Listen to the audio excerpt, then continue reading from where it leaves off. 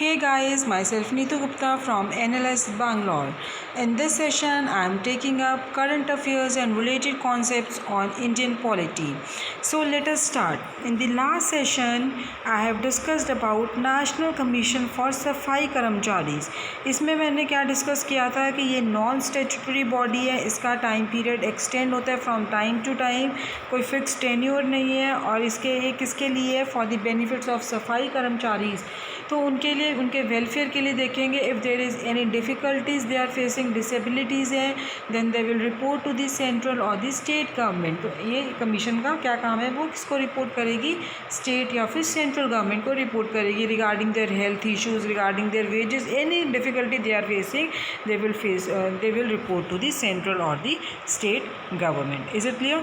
So in this session we are taking up the next topic, that is of election. Election commission. अब election सबको पता है क्या है, जब भी कोई अपॉइंट करना हमें, वी कंडक्ट अ इलेक्शन। सो अगर हम इलेक्शन कमीशन के बारे में पढ़ रहे हैं, इलेक्शन कमीशन अगर आप देखोगे that is given under article 324 of Indian constitution. कौन से आर्टिकल में दिया है, आर्टिकल 324 ऑफ इंडियन कॉन्स्टिट्यूशन। ठीक है, तो ये जो इलेक्शन कमीशन है, it is a body, it is a constitutional body. Is it clear?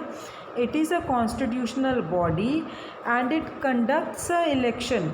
It conducts a election. इसका काम क्या होता है इस बॉडी का, इलेक्शन कमीशन का, इलेक्शन को कंडक्ट करना। मेंबर्स कितने होते हैं इलेक्शन कमीशन में? 3 होते हैं।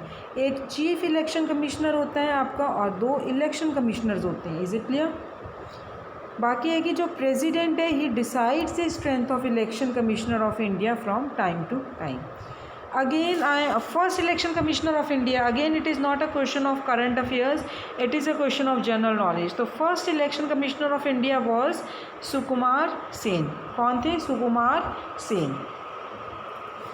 first election commission of India, Sukumar Sen. is it clear? SUKUMARSEN। I have told you election commission है, ये constitutional body है। Is it clear? So in an important case, TN Session versus Union of India, TN Session versus Union of India in 1995, they held कि all decisions are by majority vote. So in order to contest the election, some money is to be deposited. को topic discuss करने से पहले मैं आपको election commission के बारे में बता रही हूँ। तो in order to contest the election, some money is to be deposited and if 1/6 of majority is not won, then there will be forfeiture of security. Is it clear? Chief election commissioner का time period कितना, tenure कितना है? 5 years का है, कोई age limit नहीं है। Chief election commissioner को प्रेसिडेंट रिमूव कर सकता है इन रिकमेंडेशन और by parliament. Is it clear? Election commission का काम क्या है? इलेक्शन कमीशन का काम ये है कि जो वोटर्स की लिस्ट है उसको अप टू डेट रखना। Is it clear? Know whether chief election commissioner और जो ये इलेक्शन कमिश्नर से दोबारा अपॉइंट हो सकते हैं, दे कैन नॉट बी री appointed. Is it clear? So this was about the election commission in brief. Is it clear? So now let us see, look at your screens. India's 17th Lok Sabha general elections were held in April 2019 and recently in Delhi legislative elections were held and election commission has conducted its duty in a democratic fashion. So election commission imposes MCC. MCC क्या है?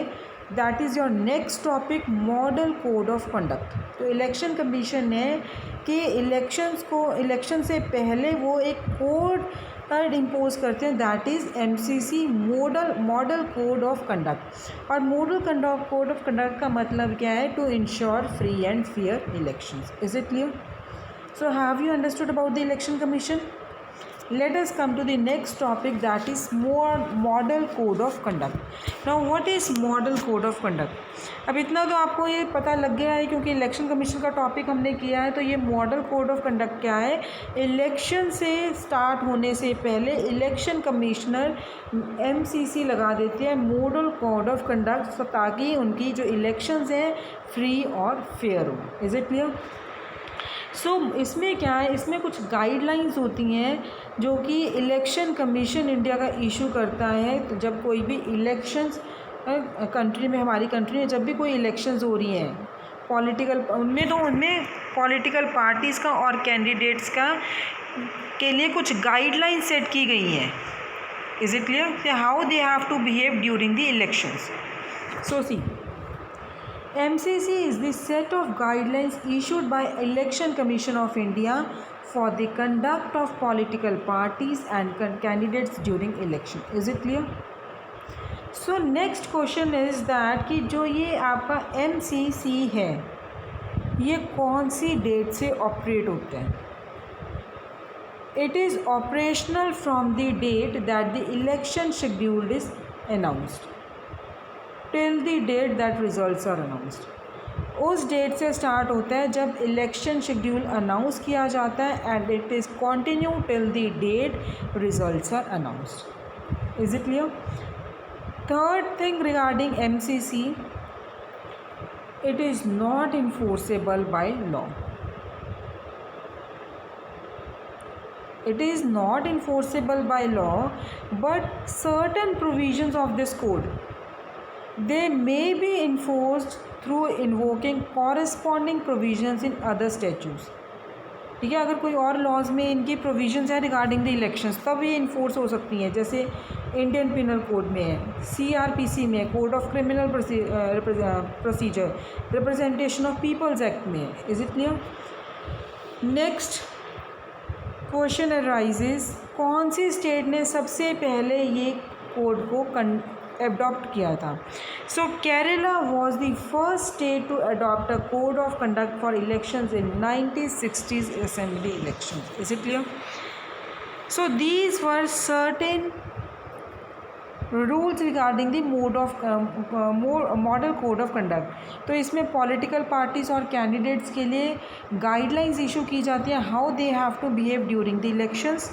This code is operated from the date when the election schedule is announced and it is continued till the date of the results are announced. Model code of conduct is not enforceable by law, but it can be enforced through invoking other provisions of other statutes, for example IPC, CRPC and Representation of Peoples Act 1951.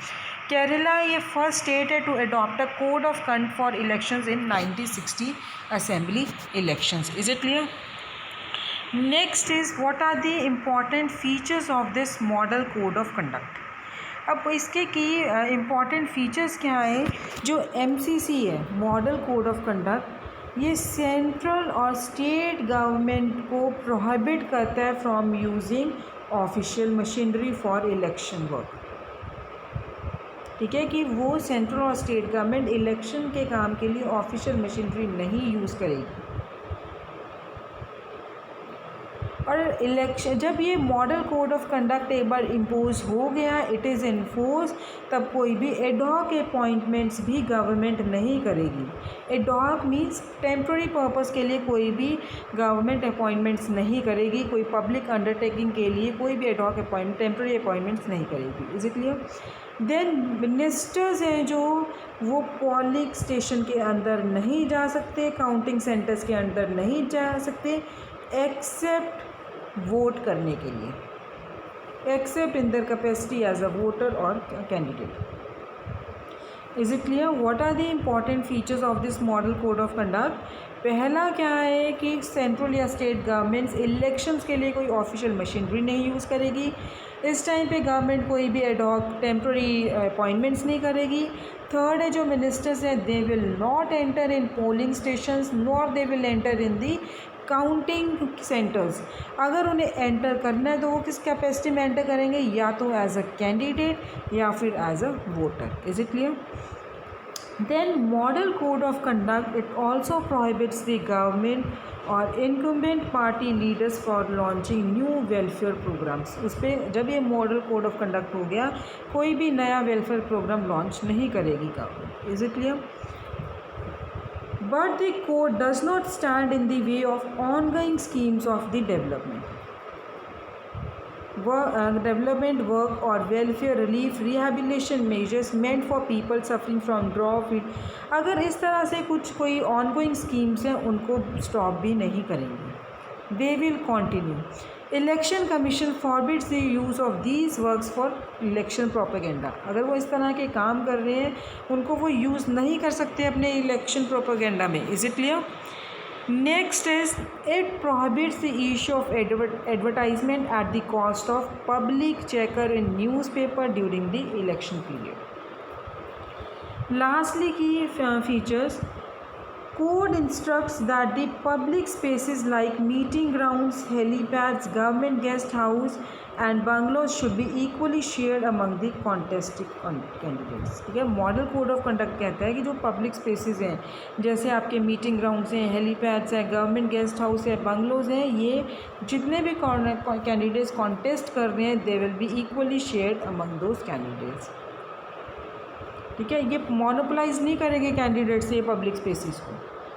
Is it clear? So these were the important features. तो मैं आपके लिए again I am repeating for you कि जो ये important features हैं ये क्या है. पहला इम्पॉर्टेंट फ़ीचर क्या है कि स्टेट गवर्नमेंट या सेंट्रल गवर्नमेंट इलेक्शंस के लिए कोई भी गवर्नमेंट ऑफिशियल मशीनरी नहीं यूज़ करेगी. एड हॉक अपॉइंटमेंट्स नहीं होंगे. पोलिंग स्टेशन या काउंटिंग सेंटर्स में नहीं जाएंगे मिनिस्टर्स हैं. Then model code of conduct it also prohibits the government from launching new welfare programmes. अगर कोई ऑनगोइंग स्कीम्स है डेवलपमेंट की तो वो कंटिन्यू रहेंगी and they will not use for the election propaganda. Then आपके ये जो एडवर्टाइज़ का काम है वो एडवर्टाइज़ भी नहीं करेंगे at the cost of public exchequer in newspaper election period के टाइम पे. और जो पब्लिक स्पेसेस हैं कोड क्या इंटरेस्ट करते हैं MCC model code of conduct की, जो आपके पब्लिक स्पेसेस है जैसे मीटिंग ग्राउंड से helipad etcetera that will be shared among all the contesting candidates. Monopolise नहीं करेंगे कुछ कैंडिडेट्स इन प्लेसेस को.